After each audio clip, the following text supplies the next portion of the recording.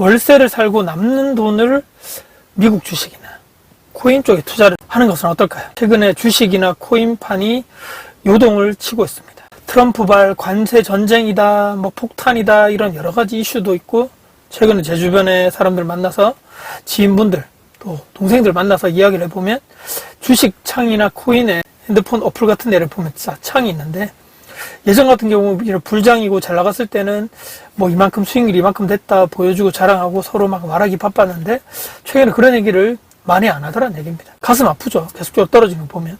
언젠가 다시 회복하겠지 버티고 있다고 하는 사람도 있고, 이미 팔고 손절치고 나왔다는 사람도 있고, 아니면 지금이 또 기회이기 때문에 더 샀다라는 사람도 있고, 사람마다 성향이 다 다르니까요. 선택도 다양한 것 같습니다.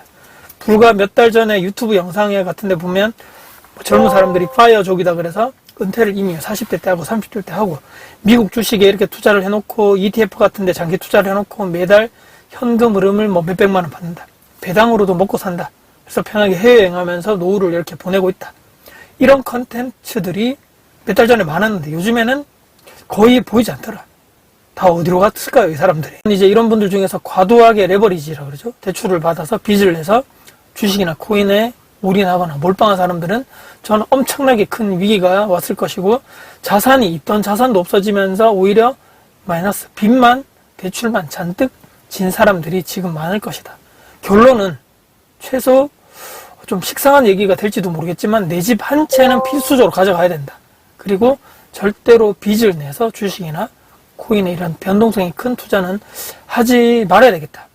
최근에 조기 대선이다, 이런 여러 가지 양당에서 나오는 이런 후보들의 얘기를 들어보니까 이런 정책이 나왔다가 다시 쑥 들어갔다. 특정 정당에서 예전에 2+2 계약갱신 정권이 나왔는데 2+2+2 6년을 하자, 아니다 5년을 하자, 무한갱신권을 3년을 하자, 아니면 10년 갱신권을 쓰자, 아니다 무한갱신으로 그냥 세입자가 살고 싶으면 무한으로 사는데 그 돈도 이런 전세보증금도 무한으로 올리지 못하게 하자, 그러니까 집주인이 자기 집에 살지도 못하게 하는 이런 정책도 나왔다가 들어가고, 이게 뭐지?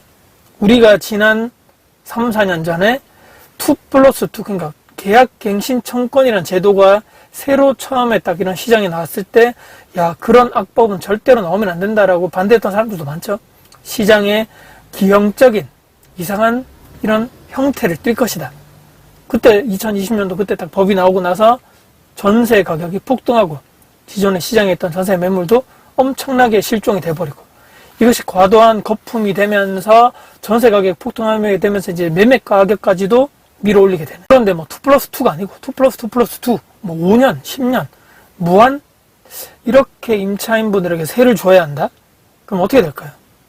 괜찮으면, 그러니까 거기서 임차인인 너희들이 계속적으로 살게 해줄게, 이런 정책인 거죠. 이런 정책들이 국회의원들 3분의 2로 땅땅땅해서 통과가 딱 됐을 때 과연 어떻게 될 것인가?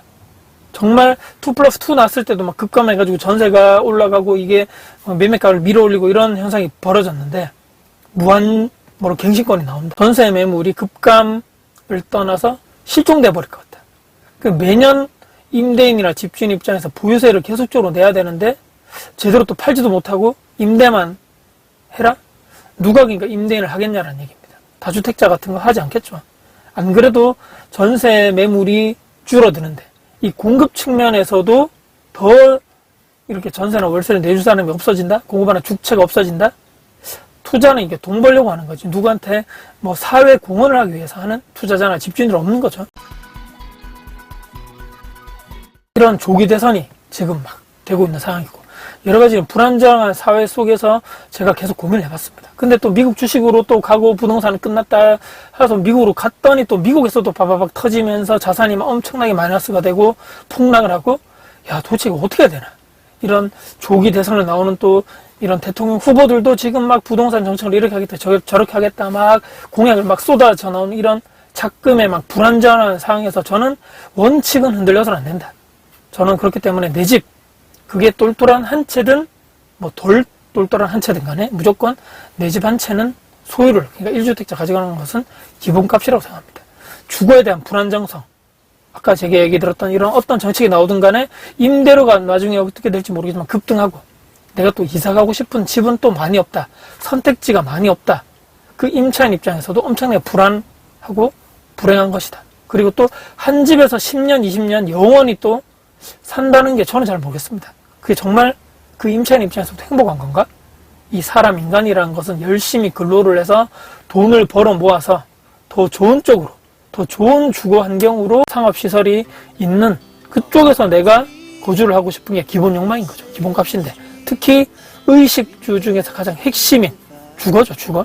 나, 그리고 내 배우자, 내 아이들, 그리고 더군다나 내 부모님까지 안전하고 더 살기 좋고 그런 환경에서 살고 싶은 게 당연한 건데, 최소한 그렇기 때문에 내가 주거하는 실거주 내 집 한 채를 가져가는 것은 기본이다. 물론 내가 현재 가지고 있는 내 경제력 안에서, 그리고 무리한 대출을 받지 않는다는 범위 내에서 말입니다.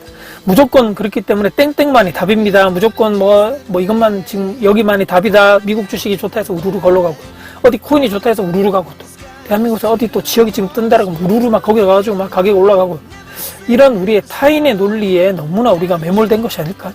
어떤 것이 우리가 정답인지 모르는 이런 혼란, 혼돈의 이런 시기에서는 저는 우리가 절대로 잊지 말아야 할 대원칙, 내 집 마련, 1주택 무조건 가져가야 된다.